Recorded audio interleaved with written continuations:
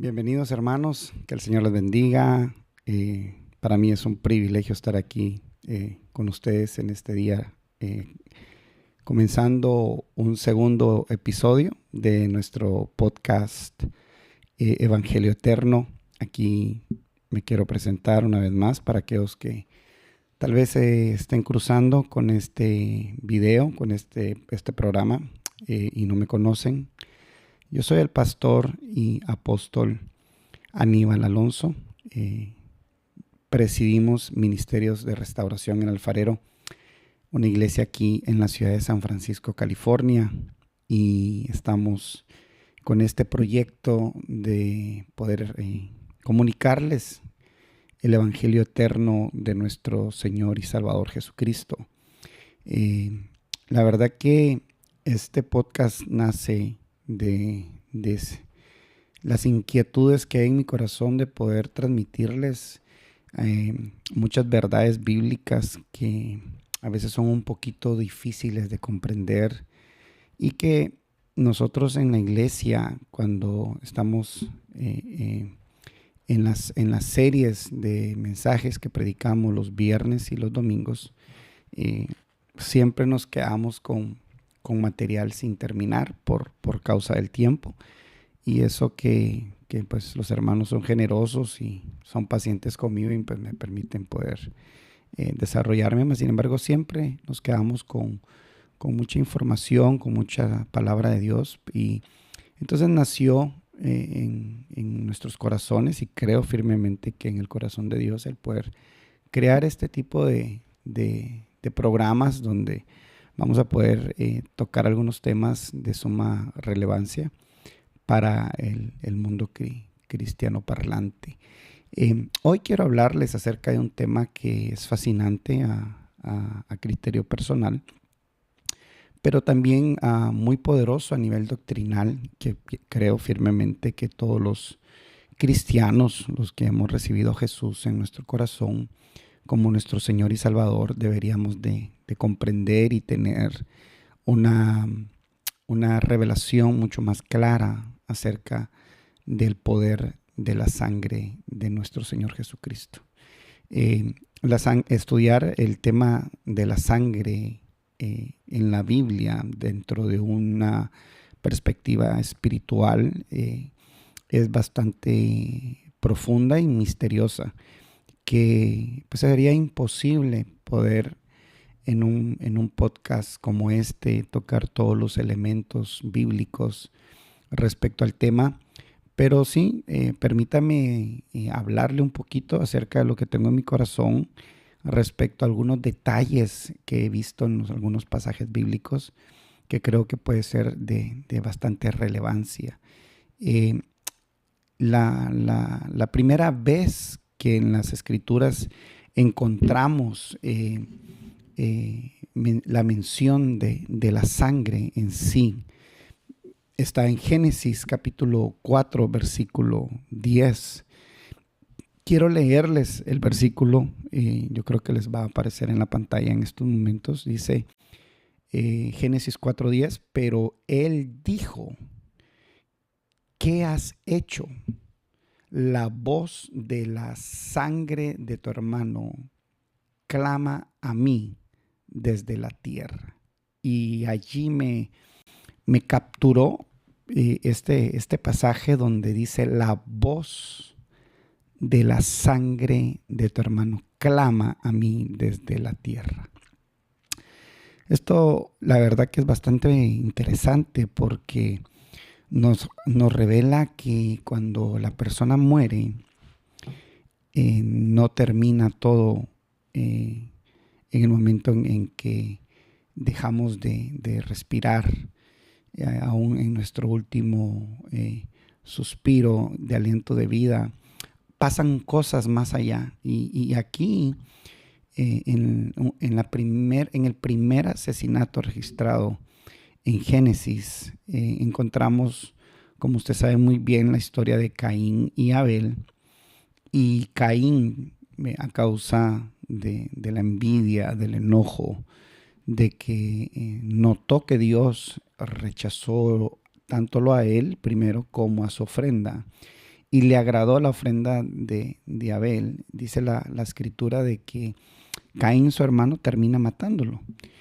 Y lo interesante es de que después de que muere, trasciende lo que es la sangre que cae y que es rociada en la tierra de ese momento. Y dice que cuando Dios empieza a hablar con Caín, le hace algunas preguntas capciosas, como ¿dónde está tu hermano? ¿Verdad? Dando de alguna manera a quererle dar a entender a Caín que él no es como el omnipresente y el omnisciente, ¿verdad? El que todo lo sabe y el que está en todo lugar, en todo momento. Y le dice, ¿y dónde está tu hermano? Y él dice, bueno, ¿acaso yo soy guarda de mi hermano? Y ahí empieza la plática y después al final, en este versículo 10, le dice, mira, la voz de la sangre de tu hermano clama. Primero debemos de entender que la sangre tiene una voz que da muchos mensajes y la voz de la sangre también clama y también habla. Por lo tanto, encontré también otro pasaje bíblico que habla de que la sangre de Jesús habla más fuerte que la sangre de Abel. Y ahí es donde yo quiero comparar el clamor de la sangre de Abel que clama. Ahora, ¿qué era lo que estaba clamando la sangre de Abel? Y eso es interesante porque en la sangre hay bastante poder. Cuando leemos los libros del Pentateuco, que son los primeros 5 libros de la Biblia, encontramos que se hablan, hermanos, decenas de veces aparece los versículos que hablan de la sangre. En la mayoría de ocasiones el Señor, Jehová Dios, le da órdenes a Moisés de que derrame la sangre sobre el altar de sacrificios. Cuando santificaba a los sacerdotes, los utensilios, habían ocasiones donde también la sangre debería de salpicarlos a ellos. La sangre también era rociada. Si ustedes se recuerdan cuando el ángel de la muerte entró a Egipto para establecer juicio, dice la palabra que este ángel de la muerte iba a entrar por todo Egipto y la casa de los israelitas tenía que tener la sangre de un animal sacrificado a Dios y ponerlo en los dinteles de sus puertas para que cuando pasare esta peste, que era el ángel de la muerte, no entrara a aquellas casas, sino pasara de largo. Así que la sangre tiene un poder intercesor, tiene una trascendencia espiritual demasiado poderosa, más allá de nuestra comprensión.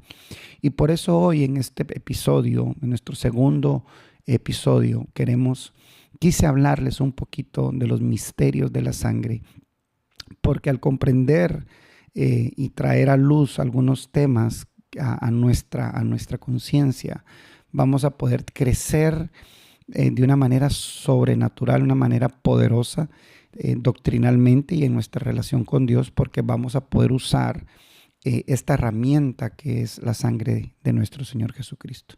Ahora, la pregunta es, ¿qué era lo que clamaba la sangre de Abel? En el Evangelio de Mateo habla acerca de que la sangre de Abel era justa, era un hombre justo. Entonces ahí vemos que si vemos ya qué tipo de clamor era lo que exigía, lo que pedía la sangre de Abel, aún ya él en su alma, estando en la presencia del Señor, dice que la sangre quedó clamando ¿qué? Entonces, el versículo en Mateo 23:35 dice así: así recaerá sobre ustedes la culpa de toda la sangre justa que ha sido derramada sobre la tierra, desde la sangre del justo Abel hasta la de Zacarías, hijo de Beraquías, a quien ustedes asesinaron entre el santuario y el altar de los sacrificios. Aquí está el Señor Jesucristo confrontando a los fariseos, a los saduceos, a los escribas, y le está diciendo, ¿saben que ustedes van a tener la culpa?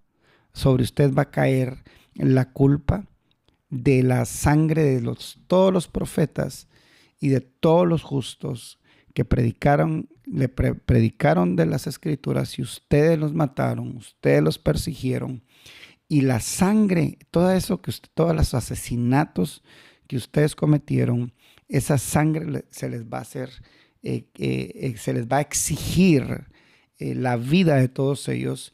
Y menciona que Abel era un hombre justo. Entonces, ¿qué era lo que la sangre de Abel clamaba en Génesis 4, capítulo 4? Es de que él clamaba por justicia. Ahora, esto es terrible porque la justicia de Dios amerita muerte. La palabra justicia es recibir lo que se merecen nuestras obras. Cuando usted ora por justicia o pide justicia, realmente usted está pidiéndole la muerte a las personas, porque la justicia de Dios exige el pago de algo, ¿verdad? Que se cumpla con lo que exige la ley. La justicia de Dios no es nada más ni nada menos que, dice la Biblia, por ejemplo, la paga del pecado es muerte. La paga del pecado es la muerte. Entonces, cuando el hombre peca y pedimos justicia, estamos pidiendo, ¿sabes qué? Señor, mátalo, porque él merece morir y va a morir justamente, no injustamente porque ha sido hallado culpable. Entonces, cuando la voz de la sangre de Abel clamaba, siendo el justo, lo que él clamaba era justicia, clamaba que Caín recibiera la condenación de su pecado. Y ciertamente Dios escuchó el clamor de la sangre de Abel. Aún muerto, la voz seguía clamando justicia. Porque si algo es cierto es de que el hombre, todo lo que hace el hombre, todo lo que el hombre sembrare, eso va a cosechar. Por eso nosotros tenemos que vivir una vida realmente pensando en que cada acción es una semilla que sembramos, y que a veces nos olvidamos de nuestras acciones, nos olvidamos de nuestras palabras, y lo que no sabemos es de que estamos regando un terreno, el terreno de la vida, y estamos regando semillas que algún día van a dar frutos, se va a cosechar, va a germinar en algún momento, y vamos a recibir, ¿no?, lo que merecían nuestras obras. Ahora, esto es triste porque es precisamente lo que la persona sin Jesús recibe. Por eso la vida cristiana es una vida donde nosotros debemos realmente comprender que no es nada más ir a la iglesia, orar, dar nuestras ofrendas, aplaudir, leer un salmo cada día, un versículo. No, esto tiene una trascendencia en todas las áreas de nuestra vida. El aceptar a Jesucristo es quitar la voz, la voz que clama por justicia. Borrar esa voz, porque hay otra voz que nosotros adoptamos, que nosotros recibimos, que dice que habla mejor que la sangre de Abel. Entonces vemos que la sangre de Abel, que representa todas las personas que hemos dañado, que les hemos fallado, y que la misma las personas que no conocen de Dios le llaman karma. Todas estas cosas, como karma y como lo que sembramos cosechamos, si nosotros no nos cubrimos con la sangre de Cristo, créame que vamos a recibir la paga de nuestros pecados, porque la justicia de Dios amerita que alguien sufra. Entonces, cuando nosotros recibimos a Jesús, todas las obras que hemos hecho desde que nacimos, todos los pecados que hemos cometido, exigen muerte. Cristo vino a morir por nosotros. Él se hizo justicia de Dios. Nosotros nos hicimos justicia en Cristo Jesús. Cuando venimos y aceptamos a Jesús, estamos bloqueando la voz de Abel, que representan las consecuencias, la muerte, el pecado que debemos nosotros, que hemos cometido, y por lo tanto el pecado trae muerte. Al aceptar a Jesús, nosotros aceptamos su sangre, que habla mucho más fuerte. La voz de la sangre de Jesús cubre, silencia la voz de la sangre de Abel, que clama por justicia. Ahora, ¿qué es lo que habla la sangre de Cristo? La sangre de Cristo habla perdón, habla gracia, cubre. La sangre de Cristo intercede por nosotros. Y esto es poderoso. Y déjeme leérselo. En Hebreos capítulo 12, versículo 24 dice: a Jesús, el mediador de un nuevo pacto, y la sangre rociada, que habla con más fuerza que la de Abel. Entonces la voz la voz de la sangre de Abel es contraria para nosotros. Pero la voz que habla, dice, con más fuerza. Claro que es con más fuerza. Porque esta voz, que es la voz de la sangre de Jesús, lo que hace es de que intercede por nosotros. Nos cubre de pecados, y no solamente nos cubren, sino nos perdona, nos justifica, nos santifica, nos restituye, habla, intercede por nosotros. Eso es glorioso. Si no hubiera habido derramamiento de sangre, no hubiera habido perdón de pecados. Ahora, todas las veces que leemos el Antiguo Testamento respecto a la sangre de Jesucristo, a la sangre de los machos cabríos, la Biblia dice que no borraban los pecados de las personas. Nunca al pueblo de Israel se le borraron los pecados. Cuando ellos derramaban sangre y hacían sus sacrificios, dice que solamente se cubrían los pecados y la ira de Dios cesaba, mas no eran perdonados en su totalidad. Yo le quiero leer este versículo que dice acá en Hebreos, acá lo tengo en mis notas de mi teléfono. Dice, en Hebreos 10:4 dice: porque es imposible que la sangre de los toros y de los machos cabríos quite los pecados. Quite los pecados. Entonces, todo lo que usted lee, todo lo que leemos en el Antiguo Testamento, hoy usted sabe que nunca quitó los pecados.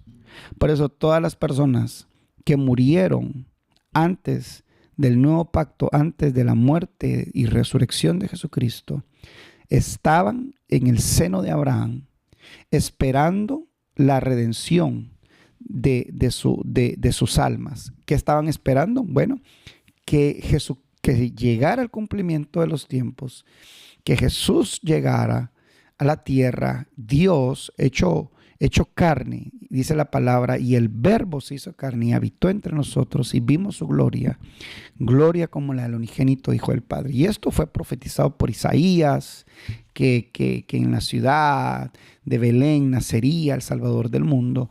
Y ciertamente, cuando todas estas personas que fueron cubiertas por la sangre de los machos cabríos, nunca fue suficiente. El poder de los animales en su sangre no tenían la suficiente santidad para quitarle el pecado al hombre.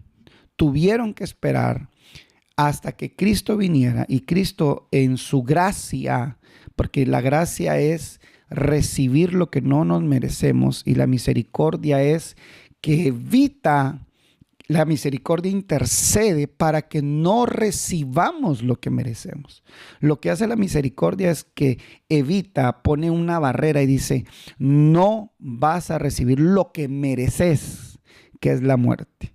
Mas la gracia te habilita, te abre el cielo para que recibas de Dios lo que no nos merecemos. ¿Qué hace Jesús? Sabiendo que era imposible que los animales de la sangre de los machos cabríos perdonaran los pecados, Él fue a predicarle a los espíritus encarcelados de todos aquellos que estaban esperando la promesa y que murieron como viendo al invisible. Fue el Señor a las entrañas de la tierra y predicó. Y cuando ellos están esperando ese momento, allí en el seno de Abraham, Jesús va y les predica y les dice, aquí estoy, yo soy lo que los profetas les anunciaron. Y Él va y les ofrece y les dice, aquí estoy, yo establezco un nuevo pacto en mi sangre para el perdón de vuestros pecados. Entonces ahí pasa algo que dice la Biblia, que muchos reciben la sangre de Cristo, la sangre rociada de Jesucristo. Unos deciden quedarse para esperar una mayor y mejor resurrección, que sería la resurrección de los muertos de la iglesia cuando Cristo venga en el rapto. Y dice la Biblia que algunos dice que salieron de sus tumbas y fueron y vieron a sus parientes. Eso lo puedes encontrar en Hechos, en el libro de los Hechos. Y eso es extraordinario, porque el poder de la sangre de Cristo habla más fuerte que la de Abel y habla a favor de nosotros. Ahora, hay algo que me encanta, porque cuando nosotros hablamos del sacrificio de Cristo, estamos hablando de algo que nunca fue un plan B, que es algo que Dios tenía destinado desde antes de la fundación del mundo.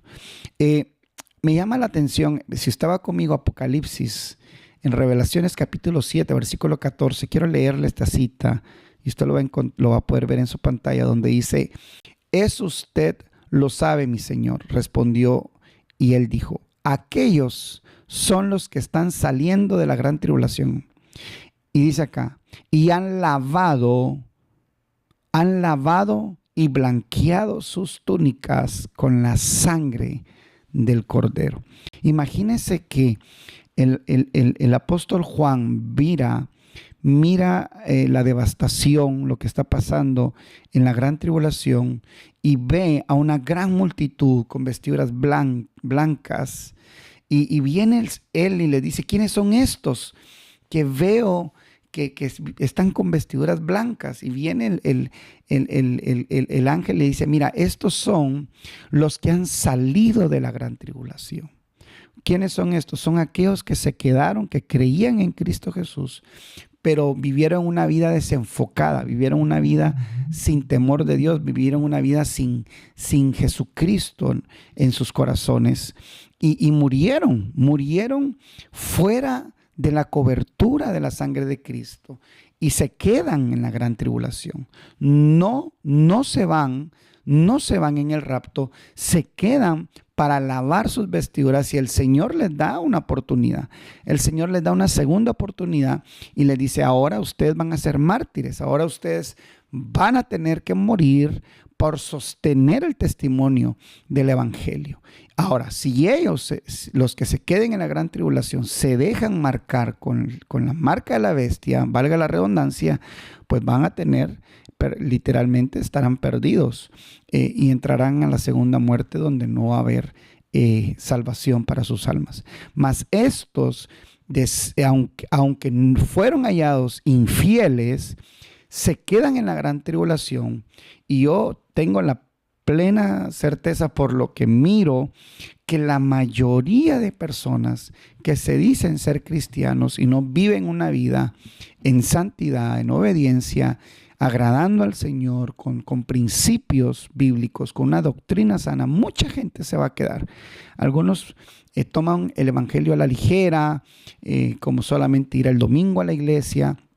y no como una relación personal con Dios, créame que estas personas no se van a ir con el Señor en el rapto. Muchos se van a quedar. Más sin embargo, hay esperanza para ellos, pero van a tener que morir a causa del Evangelio para sostener su fe y así poder, dice, ser lavados sus túnicas con la sangre del Cordero. Ahora, vea que este sacrificio fue preparado desde antes de la fundación del mundo. Y ahí entra esta expresión que me encantó, que dice, que yo digo, ¿verdad? Que es una sangre predestinada, una sangre derramada desde antes de la fundación del mundo.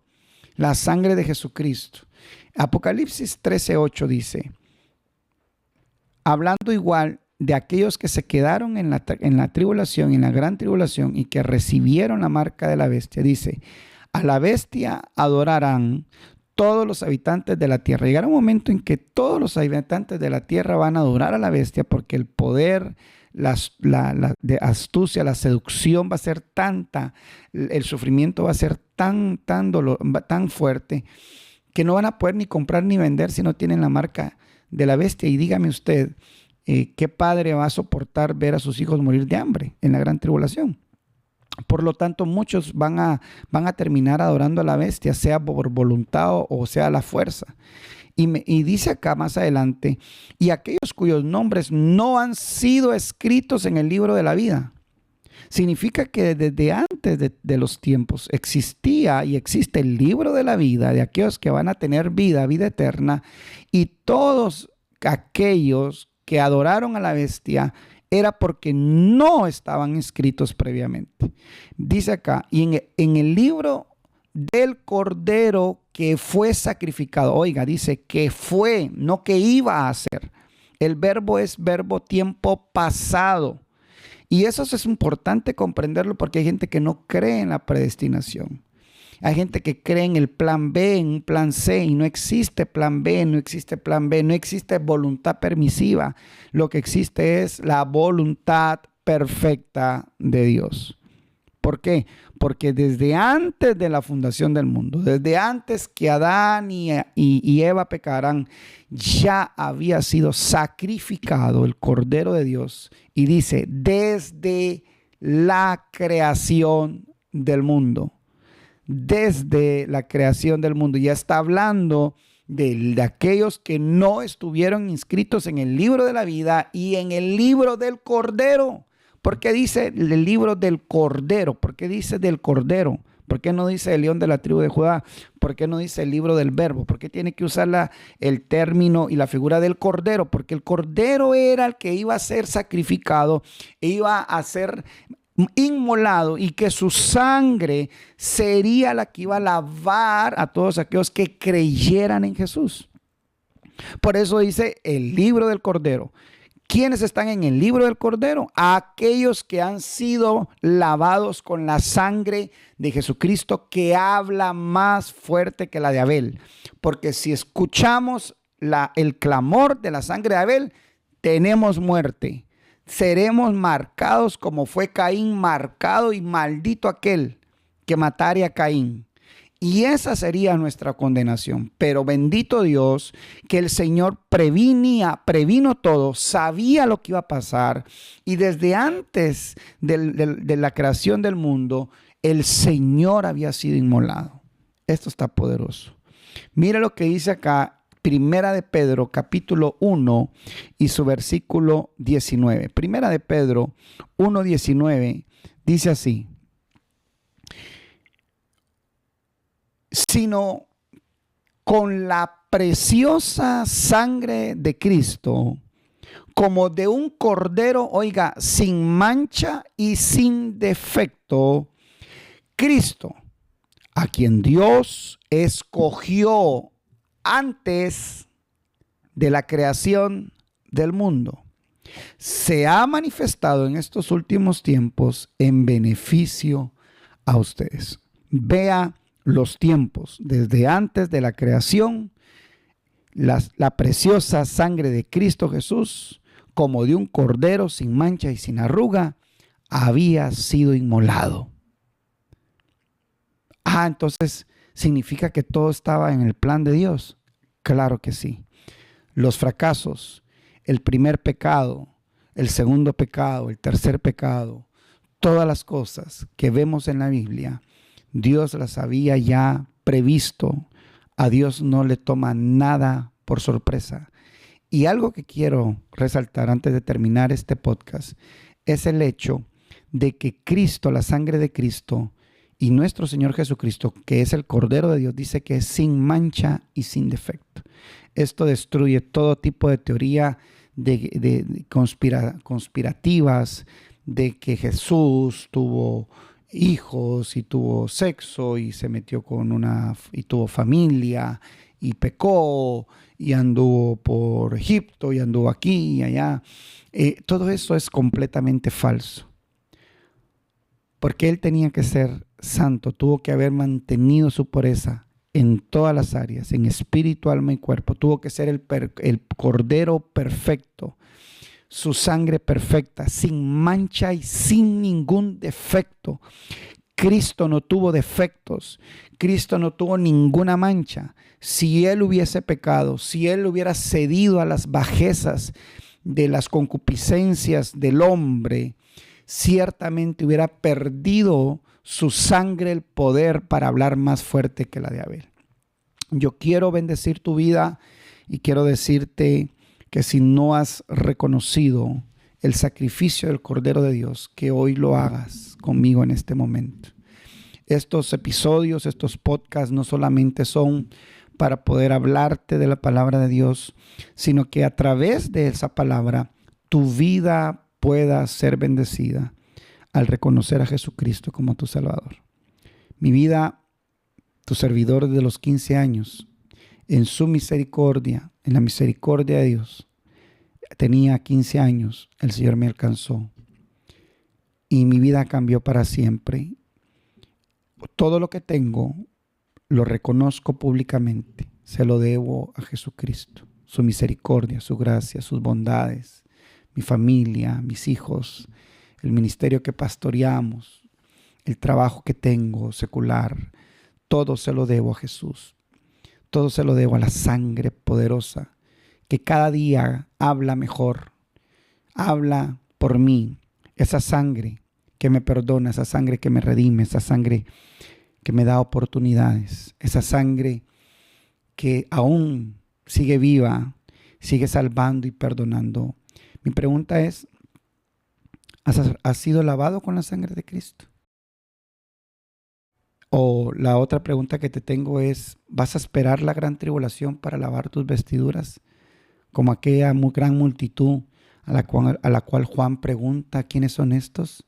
Y el ángel le dice, estos son los que han salido de la gran tribulación, los que lavaron porque las tenían sucias. La pregunta es, ¿quieres seguir con tu ropa sucia? ¿En ese pecado, en esa atadura?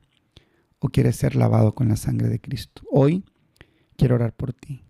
Ahí donde estás conmigo. No sé si vas en el trabajo, vas manejando para el trabajo, o estás en tu oficina, estás trabajando y tienes los audífonos puestos, solo me puedes escuchar, o estás en la televisión, en tu teléfono. No sé cuál sea la circunstancia en la que estás, pero quiero que ores. Aún puedes orar con los ojos abiertos, puedes orar en tu mente, pero sí debes de confesarlo con tu boca y recibir a Jesús. Padre, hoy presento la vida de todos aquellos hermanos, hermanas, jóvenes, ancianos, jovencitas y jovencitos. Todos aquellos que en este momento están escuchando este podcast, te pido que los bendigas, que derrames su sangre poderosa en ellos. Esa sangre que habla mucho más fuerte que la sangre de Abel. La sangre de Abel pide muerte para nosotros, clama por justicia, pero la sangre de Jesús habla a favor nuestro. La sangre de Jesús viene y nos limpia de todo pecado, nos perdona y escribe nuestros nombres en el libro de la vida y en el libro del Cordero, que fue inmolado desde antes de la fundación del mundo. Que Dios te bendiga, hermano. Un abrazo. Si vives y estás cerca del área de la bahía, aquí en San Francisco, California, te invitamos a que vengas y te unas a nuestros servicios de los días viernes a las 7:30 de la noche y todos los domingos a las 11 de la mañana. Dios te bendiga. Te mandamos un abrazo de parte de mi familia, de mi esposa María Mercedes Sánchez de Alonso, de mis hijos y de toda la congregación que está con los brazos abiertos para poderte tener acá si estás cerca de estas áreas. Te dejo la dirección: 2660 San Bruno Avenida, en la ciudad de San Francisco, California. Un abrazo y hasta el próximo episodio. Bendiciones, hermanos. Hasta pronto.